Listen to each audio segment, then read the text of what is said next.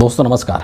लोकसभा चुनाव 2024 संपन्न हो चुका है। जैसा कि आपको पता है कि ये जो पूरा चुनाव है वो 7 चरणों में संपन्न हुआ है। 7वां चरण का जो चुनाव है वो 1 जून को हुआ है और ये सभी चरणों को मिला करके जो वोटिंग हुई है अब उसकी जो काउंटिंग होगी वो 4 जून को होगी। फिर पता चलेगा कि देश में किसकी सरकार बन रही है। क्या वर्तमान सरकार रिपीट होगी या फिर केंद्र में कोई नई सरकार बनेगी और हमें एक नया प्रधानमंत्री भी देखने को मिलेगा। ये अभी भविष्य के गर्भ में है और इसके लिए हम सभी लोगों को 4 जून तक का इंतज़ार करना पड़ेगा। लेकिन एक बहुत ही महत्वपूर्ण चीज़ है, कई मायनों में ये जो 2024 का लोकसभा का चुनाव है ये एक अलग चुनाव रहा है और काफ़ी वक्त तक इसको याद रखा जाएगा और संभवतः इसका एक एग्जाम्पल भी दिया जाएगा कि 2024 का जो लोकसभा चुनाव हुआ था वो इस तरीके का चुनाव हुआ था। आज इस वीडियो के अंदर हम लोग उन्हीं कुछ पॉइंट्स को हाईलाइट करने की कोशिश करेंगे और उस पर चर्चा करने की कोशिश करेंगे। सबसे जो महत्वपूर्ण चीज़ मुझे लगता है वो विपक्षी एकता है। आपको याद होगा कि जब विपक्ष के कुछ पार्टियों ने, कुछ दलों ने मिल करके एक इंडिया अलायंस बनाया था, उसी वक्त से सत्ता पक्ष के द्वारा इस इंडिया अलायंस को कमज़ोर करने की कोशिश लगातार की जाती रही है। स्वयं प्रधानमंत्री ने इस इंडिया अलायंस की तुलना इंडियन मुजाहिदीन से कर दी थी। क्विट इंडिया और पता नहीं कैसे कैसे स्लोगन्स प्रधानमंत्री नरेंद्र मोदी ने बोला था।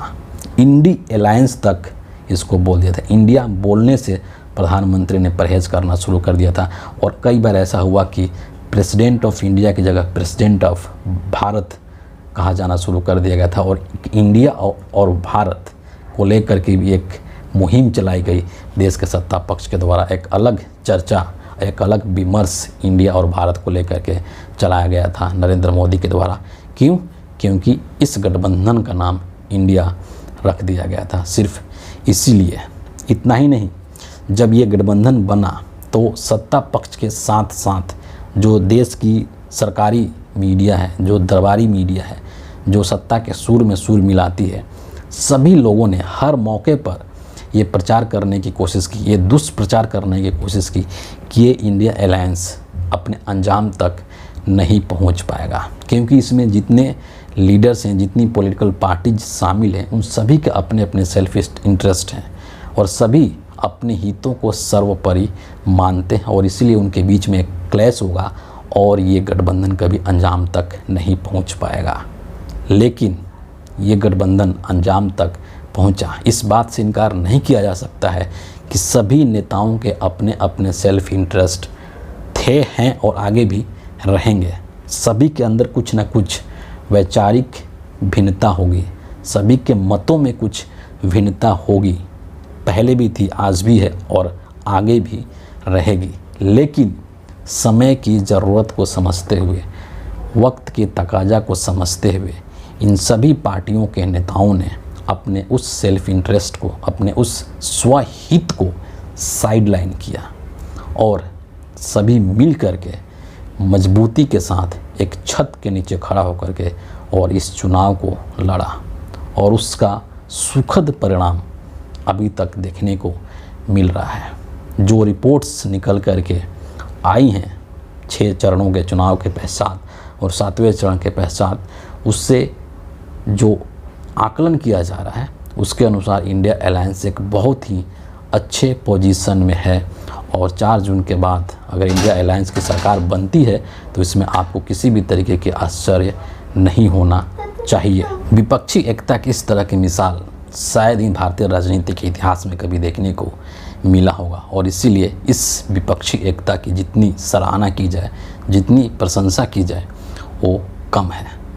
दूसरी चीज़ अगर आप नोटिस करें वो इश्यूज़ को लेकर के, मुद्दों को लेकर के, और यहाँ पर एक स्पष्ट आपको क्लियर कट अंतर दिखाई देगा सत्ता पक्ष और विपक्ष के बीच में। जो विपक्षी गठबंधन है, जो इंडिया अलायंस है और उसके जो लीडर्स हैं, वो लगातार इस देश के लोगों से संबंधित जो जेन्युइन इश्यूज़ हैं उन इश्यूज़ के ऊपर चुनाव लड़े। मसलन महंगाई है, बेरोज़गारी है, संविधान की सुरक्षा है, अग्निवीर है, किसानों की जो दुर्दशा है उसको लेकर के, जो आर्थिक विषमता है, असमानता है, उसको कैसे दूर किया जाए, देश के जो अंतिम व्यक्ति है, जो सबसे हाशिए पर पड़ा हुआ व्यक्ति है, उसका कल्याण कैसे हो, इन सब चीज़ों को लेकर के विपक्षी नेताओं ने आवाज़ बुलंद किया और लगातार इन सब मुद्दों पर उन्होंने चर्चा किया और उसको उठाया। दूसरे तरफ आप देखेंगे जो सत्ता पक्ष के लोग, खास करके प्रधानमंत्री नरेंद्र मोदी और बीजेपी के अन्य सभी नेता, चाहे वो अमित शाह हो या कोई भी नेता हो, उनके अंदर मुद्दों को लेकर के एक खालीपन आपको दिखाई देता है। और शुरू से लेकर के चुनाव का जो पहला चरण है उससे लेकर के और आखिरी 7वें चरण के चुनाव तक प्रधानमंत्री नरेंद्र मोदी के पास कोई भी एक ऐसा सिंगल मुद्दा नहीं था जिस पर कि वो टिक करके बात करते। इंडिया अलायंस के तमाम लोग पहले चरण से लेकर के और 7वें चरण तक अगर बेरोजगारी के बात किए तो किए, महंगाई का बात किए तो किए, नौकरी का बात किए तो किए, संविधान को बचाने की बात किए तो किए, किसानों के कल्याण की बात किए तो किए, वो उससे टस से मस नहीं हुए। लेकिन दूसरी तरफ आप मोदी जी को देखिए कि पहले चरण से लेकर के और 7वें चरण तक पूरा गोल चक्कर लगा दिए। कभी हिंदू मुसलमान, कभी मंगलसूत्र, कभी गाय भैंस, कभी मीट, कभी मछली, कभी मुजरा और न जाने क्या क्या। ये चीज़ क्या शो करता था कि जो सत्ता पक्ष है उसके पास कोई ऐसा इशूज़ नहीं था, कोई ऐसा मुद्दा नहीं था जिसके बदौलत वो चुनाव लड़ सके। उसके पास सिर्फ एक ही मुद्दा था, वो धर्म के आधार पर राजनीति करना, धार्मिक ध्रुवीकरण करना, धार्मिक उन्माद फैलाना, और इसी आधार पर उन्होंने चुनाव लड़ा, जिसका कि इस देश के आम जो जन है उसके जीवन से कोई लेना देना नहीं है।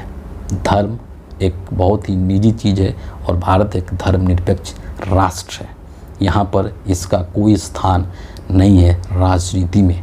लेकिन वर्तमान सरकार के द्वारा इसका खूब राजनीतिकरण किया गया और इसके माध्यम से राजनीतिक लाभ लेने की कोशिश की गई और इस चुनाव में भी वो चीज़ देखा गया। यानी कि जो दूसरा पॉइंट है वो मुद्दों को लेकर के रहा कि एक तरफ इंडिया अलायंस मुद्दों के आधार पर चुनाव लड़े तो वहीं दूसरी तरफ भारतीय जनता पार्टी नरेंद्र मोदी अनर्गल चीज़ों को लेकर के और अनर्गल बयान देते रह गए। तीसरा चीज़ जिसके तरफ मैं आपका ध्यान आकर्षित करना चाहूँगा वो भाषाई मर्यादा को लेकर के है। और इस चुनाव में, लोकसभा 2024 के इस चुनाव में देश के प्रधानमंत्री की भाषा के स्तर में जितनी गिरावट हुई उतना गिरावट आज तक से हिंदुस्तान के किसी भी प्रधानमंत्री के भाषा में नहीं हुई होगी। और इस चीज़ को लेकर के पूर्व प्रधानमंत्री डॉक्टर मनमोहन सिंह ने एक चिट्ठी तक लिख डाली कि नरेंद्र मोदी ऐसे पहले हिंदुस्तान के प्रधानमंत्री हैं जिन्होंने कि प्रधानमंत्री के पद की गरिमा को मिट्टी में मिला दिया। और ये चीज़ पूरे देश ने देखा कि नरेंद्र मोदी का जो भाषाई स्तर है वो कितना गिरा। खुले तौर पर धार्मिक उन्माद फैलाने वाले, नफ़रत फैलाने वाले, हेट स्पीच नरेंद्र मोदी ने दिया और देते रहे, बार बार झूठ बोले। महात्मा गांधी तक को नहीं छोड़ा इन्होंने, जिसको कि राष्ट्रपिता कहते हैं, बापू कहते हैं, उनको लेकर के भी मोदी जी ने झूठ बोल दिया। तो इस चुनाव के दौरान प्रधानमंत्री का जो एक स्तर था वो एकदम अपने न्यूनतम स्तर पर चला गया था और इस चीज़ को लेकर के चुनाव आयोग में शिकायत भी की गई, लेकिन कोई असर नहीं हुआ, ना मोदी जी के ऊपर हुआ और ना ही चुनाव आयोग के ऊपर हुआ।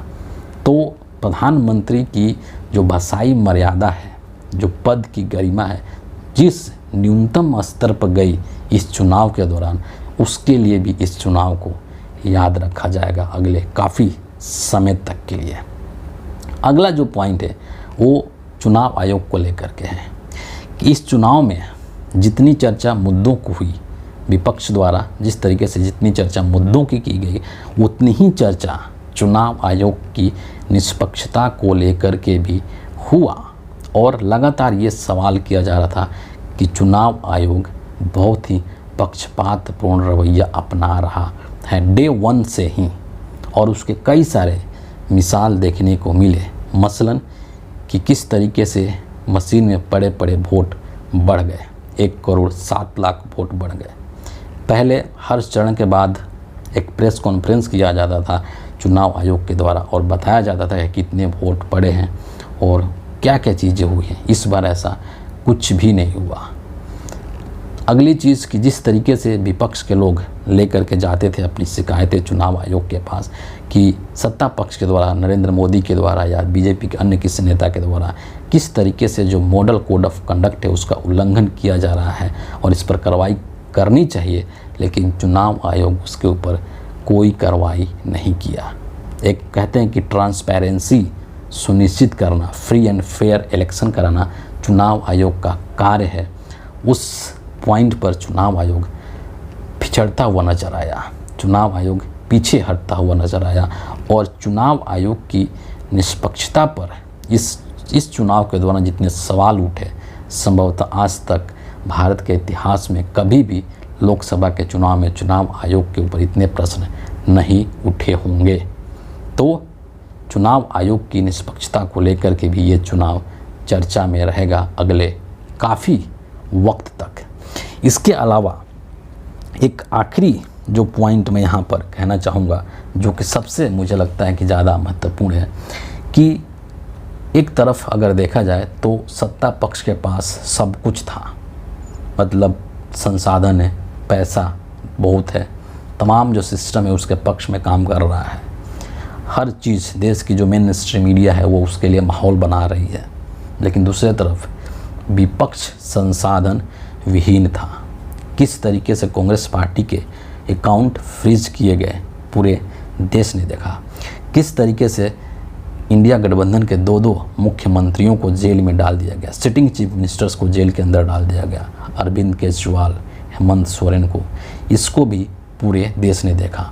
किस तरीके से बाकी के जो नेता हैं, चाहे वो उद्धव ठाकरे हों या फिर बिहार के अंदर तेजस्वी यादव हों, किस तरीके से इनको परेशान किया गया, ईडी, सीबीआई, इनकम टैक्स लगा करके, इसको भी पूरे देश ने देखा। मतलब क्या है? मतलब ये है कि विपक्ष के सामने एक पूरी तरीके से प्रतिकूल परिस्थिति थी और सत्ता पक्ष के साथ सब कुछ जो था वो अनुकूल था, सत्ता पक्ष के अनुकूल पूरा माहौल था। बावजूद इसके, अपने तमाम प्रतिकूल स्थितियों के बावजूद भी विपक्ष ने जिस तरीके से, जिस हौसले के साथ, जिस जज्बे के साथ इस चुनाव को लड़ा है, उसके लिए विपक्ष को सलाम करना बनता है। और उसके पीछे रीज़न क्या था? उसके पीछे रीज़न यही था कि विपक्ष को बेशक से हिंदुस्तान के सिस्टम का साथ न हो, विपक्ष को बेशक से इस देश की जो मेन स्ट्रीम मीडिया है उसका साथ न हो, लेकिन विपक्ष को इस देश की जनता का साथ था। और वो चीज़ हर जगह पर रैली में आपको देखने को मिला। जहाँ भी विपक्ष की कोई जनसभा होती थी, चाहे राहुल गांधी जी की सभा हो, चाहे तेजस्वी की सभा हो, चाहे अखिलेश यादव की सभा हो, चाहे महाराष्ट्र के अंदर उद्धव ठाकरे की सभा हो, वहाँ पर अपार जन सैलाब आपको दिखाई दे रहा था। मतलब क्या है कि इस चुनाव के दौरान विपक्ष की भूमिका में एक तरीके से कहिए तो जनता आकर के खड़ी हो गई थी, या फिर यूं कहिए कि विपक्ष और जनता मिल कर के ये चुनाव लड़ रहे थे। और वही चीज़ आपको इस तमाम चुनाव के रिपोर्ट के अनुसार जो देखने को मिल रहा है, उसी की झलक देखने को मिल रहा है। मतलब कि ये जो चुनाव हुआ वो सत्ता वर्सेस जनता का हुआ, और ये कहा गया कि ये जनता जो है वो चुनाव लड़ रही 2024 का, न कि विपक्ष लड़ रहा है। इस तरीके के इन मामलों में किस तरीके से हेमंत सोरेन को गिरफ्तार करने के बाद कल्पना सोरेन ने मोर्चा संभाला, वो भी बहुत काबिल तारीफ़ है। किस तरीके से अरविंद केजरीवाल के बाद उनकी पत्नी ने मोर्चा संभाला, वो भी बहुत ही काबिल तारीफ़ है। मतलब तमाम प्रतिकूल परिस्थितियों के बावजूद भी विपक्ष बहुत ही मजबूती के साथ, बहुत ही दृढ़ निश्चय के साथ और देश के जनता के मुद्दों पर चुनाव लड़ा। तो उसके पीछे सिर्फ और सिर्फ एक ही शक्ति थी, और वो शक्ति थी जनता की शक्ति। खूब गुमराह करने की कोशिश की गई प्रधानमंत्री के द्वारा, लेकिन न तो विपक्ष गुमराह हुआ और न ही इस देश की जनता गुमराह हुई। इस तरीके से ये 2024 का जो चुनाव है वो एक बहुत ही ऐतिहासिक चुनाव है, बहुत ही निर्णायक चुनाव है भारत के लोकतंत्र के लिए। और आने वाले काफ़ी समय तक इस चुनाव को लेकर के चर्चा की जाएगी। इसके एग्जाम्पल्स दिए जाएंगे कि 2024 का जब लोकसभा चुनाव हुआ था उस समय विपक्षी एकता इस तरीके थी, उस समय चुनाव आयोग का रोल इस तरीके से था, उस समय किस तरीके से सत्ता पक्ष ने विपक्ष को परेशान किया था। इन तमाम चीज़ों का मुझे ऐसा लगता है कि आने वाले समय में एग्जाम्पल दिया जाएगा और इन सभी पहलुओं को लेकर के ही 2024 का ये चुनाव अपने आप में काफ़ी यूनिक और काफ़ी अद्वितीय चुनाव है। 4 जून तक इंतज़ार कीजिए और देखिए किस देश में किसकी सत्ता बनती है। फ़िलहाल इस वीडियो के लिए इतना ही है। आप सभी का बहुत बहुत धन्यवाद।